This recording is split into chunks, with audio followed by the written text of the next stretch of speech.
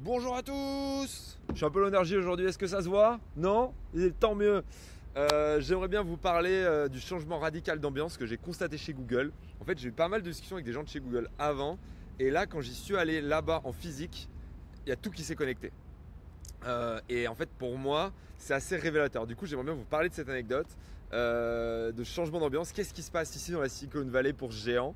Et un autre truc que vous allez kiffer, je pense, c'est mon analyse. Qu'est-ce que ça veut dire pour le monde qui vient en 2 points? Notamment quel impact ça a sur les grandes entreprises et quel impact ça va avoir sur l'employment de façon générale. Qu'est-ce que ça veut dire?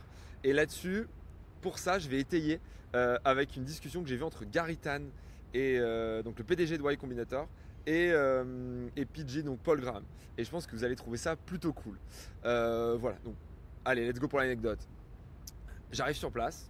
Donc moi je suis venu en voiture avec d'autres personnes et je me dis bon on va se garer de toute façon. Bon, Google c'est quoi? Google c'est tout le monde est en remote, tout le monde kiffe, etc. Donc de toute façon on va se garer, il y aura de la place. Mountain View en plus c'est loin de San Francisco. Et là on arrive, impossible de se garer. Enfin un parking, 2 parkings, 3 parkings, 4 parkings, tout est plein. Je me dis bon. Et j'avais un mec qui m'avait dit tu sais Grégoire en ce moment chez Google ça bosse, surtout dans les AI et tout. Ça bosse, ça bosse. En tout cas, ils sont là, les gens. On arrive, déj, et après on fait le tour. Et là, on nous présente tous les endroits où vous pouvez vous faire masser, free food incroyable, des trucs énormes avec plein de sucreries, plein de choses, tout gratuit. Et là, tout était absolument et complètement vide. Et là, je discute avec des gens là sur place et ils me disent bah ouais, bah en fait, tout le monde bosse quoi. Tout le monde est à fond. Et je leur dis mais qu'est-ce qui s'est passé? Et en fait, en gros de ce que j'ai compris, parce que c'est pas ce que vous disent les gens, mais après en discuter, il y a pas mal de gens qui m'ont dit bah en fait, tu sais Google entre 2019 et 2022, c'était un petit peu, ce que j'en ai compris, c'est c'était un petit peu Disneyland quoi. T'avais gros salaire, tu pouvais faire ton taf en 3, 4, 5 heures par jour, et c'était voilà beaucoup de gens étaient en remote. On réfléchissait beaucoup à comment est-ce que les employés pouvaient se sentir mieux, etc. Et c'est l'image que j'en avais depuis la France, hein, vraiment, c'est ce que j'ai compris.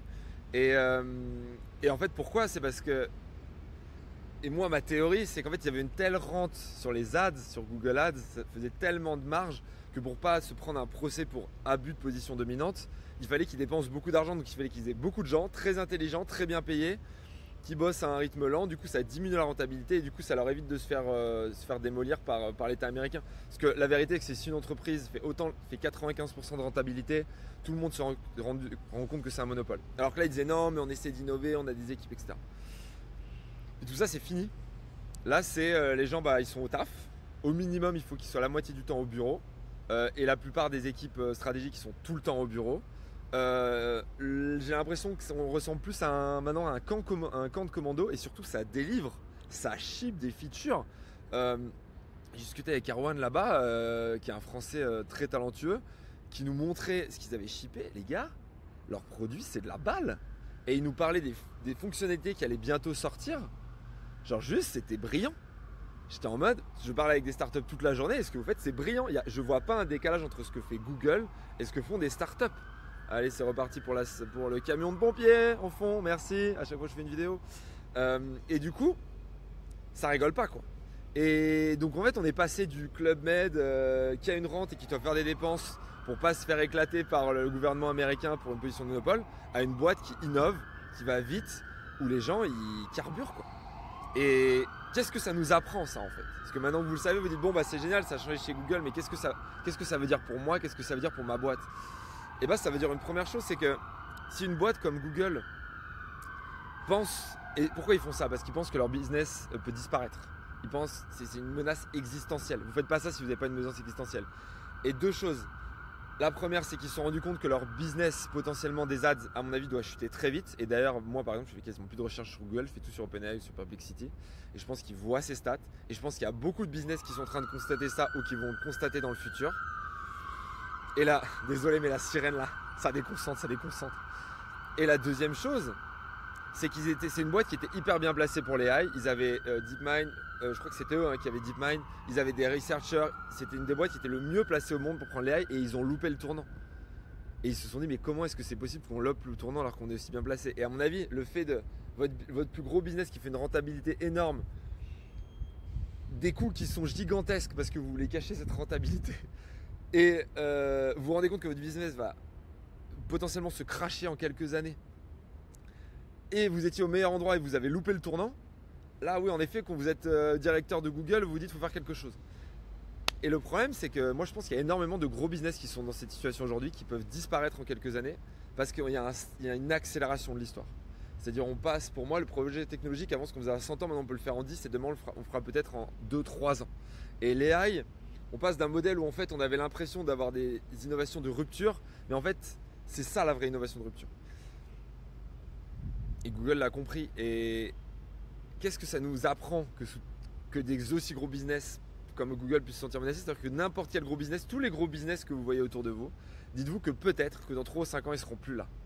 Et moi ça arrive sur mon deuxième point qui est, si les géants peuvent tomber aussi vite, et c'est pour ça que Google réagit aussi fort et aussi violemment, et si les startups, et c'est ce que je constate aujourd'hui, recrutent moins de gens ou font même partir des gens pour aller plus rapidement, ce que je constate tout autour de moi, c'est-à-dire que les plus grosses boîtes qui aujourd'hui sont en train de réussir et les plus petites boîtes qui sont en train de réussir font la même chose. Elles recrutent moins de gens, elles ont besoin de moins de gens.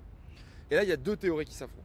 Il y a la théorie des gens qui disent, quand on a inventé l'excavateur à vapeur, à l'époque, et c'est le débat entre Gary Tan, qui est le CEO de Y Combinator, et Paul Graham, l'excavateur à vapeur, on a pu creuser le canal du Panama.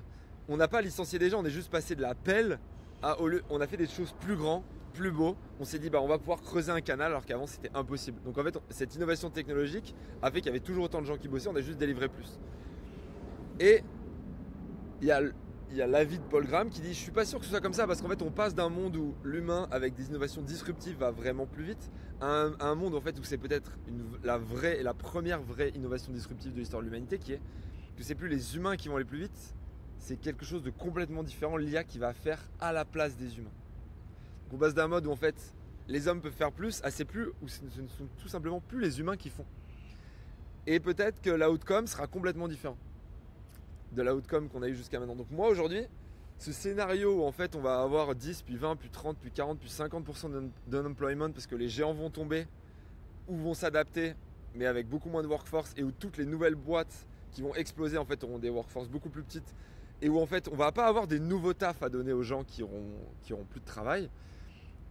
Moi c'est un horizon que maintenant j'ai dans ma tête et c'est une théorie que j'ai, c'est-à-dire je me dis c'est possible à peut-être 20, 30, 40% de probabilité, et du coup dans ce que je fais au quotidien, dans mon business, dans mes investissements, dans même ce que je fais, la maison que je vais acheter, j'en tiens compte.